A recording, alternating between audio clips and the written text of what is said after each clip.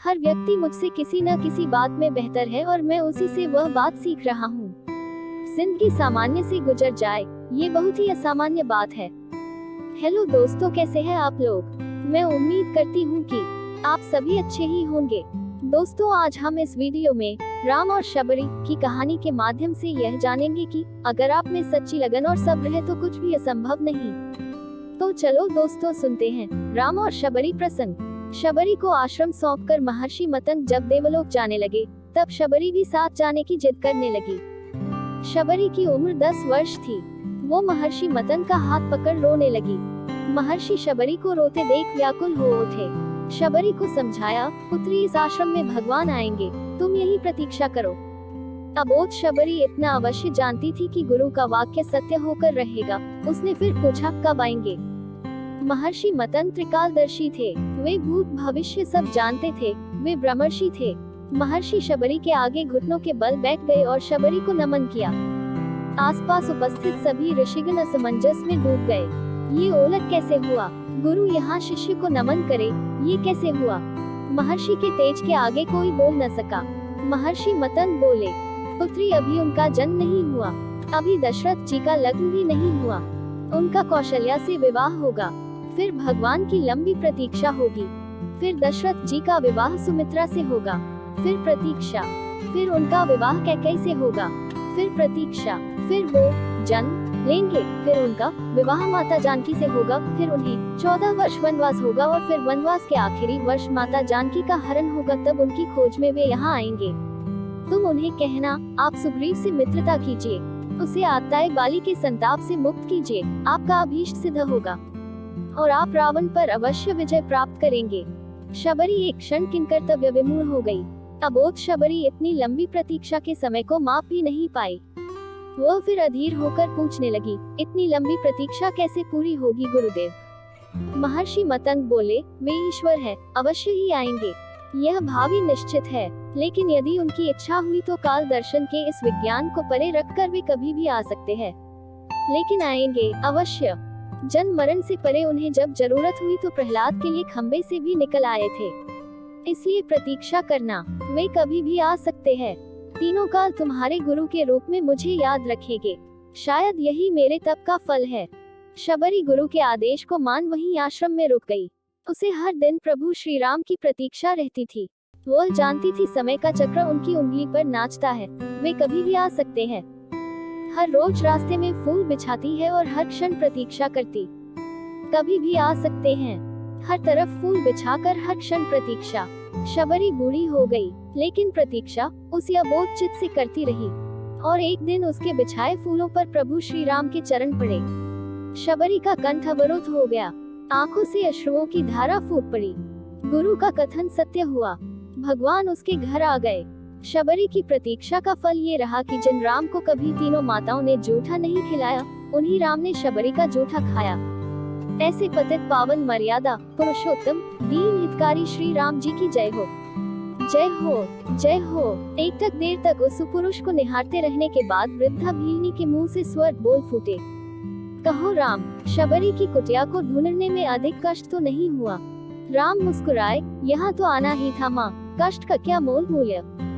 जानते हो राम, तुम्हारी प्रतीक्षा तब से कर रही हूँ जब तुम जन्मे भी नहीं थे। यह भी नहीं जानती थी कि तुम कौन हो, कैसे दिखते हो, क्यों आओगे मेरे पास। बस इतना ज्ञात था कि कोई पुरुषोत्तम आएगा जो मेरी प्रतीक्षा का अंत करेगा।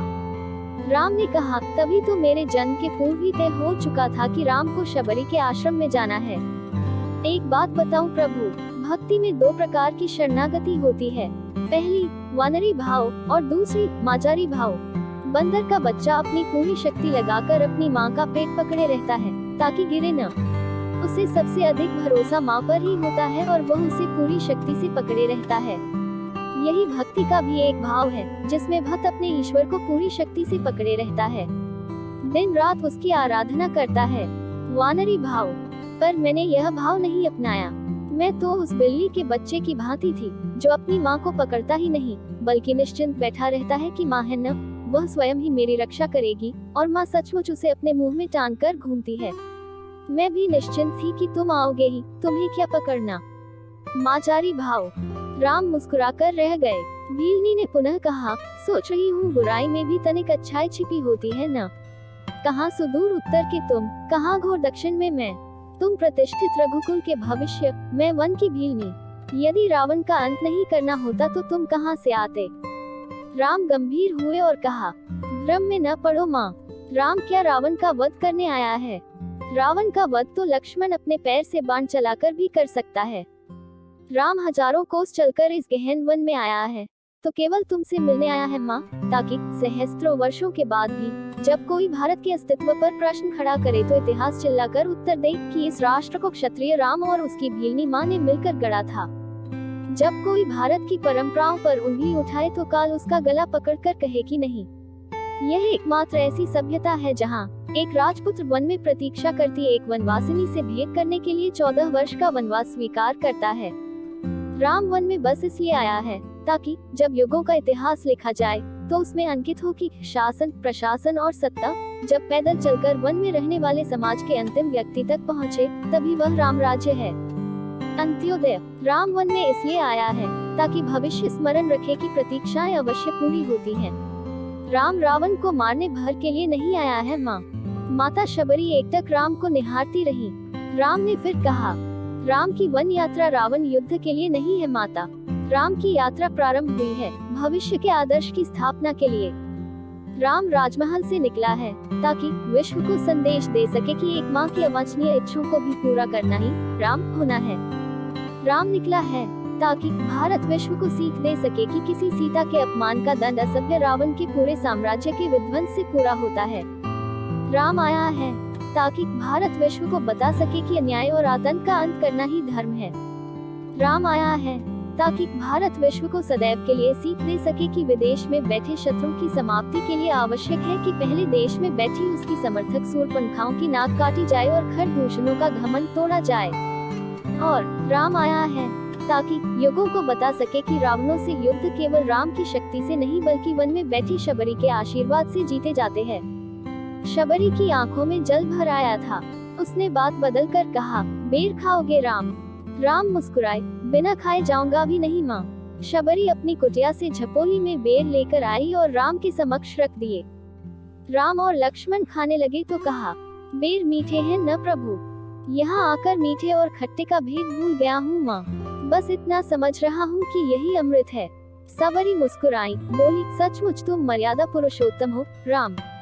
दोस्तों, अगर आपको यह कहानी अच्छी लगी है तो प्लीज वीडियो को लाइक, शेयर और कमेंट जरूर करें। ऐसी और भी मजेदार प्रेरक कहानियाँ सुनने और पहली बार वीडियो पर नए आए हों तो चैनल को सब्सक्राइब जरूर कर लें। चलिए दोस्तों, मिलते हैं एक नई ऊर्जावान कहानी के साथ। यहाँ तक वीडियो में बने रहने के लिए सभी का धन्यवाद।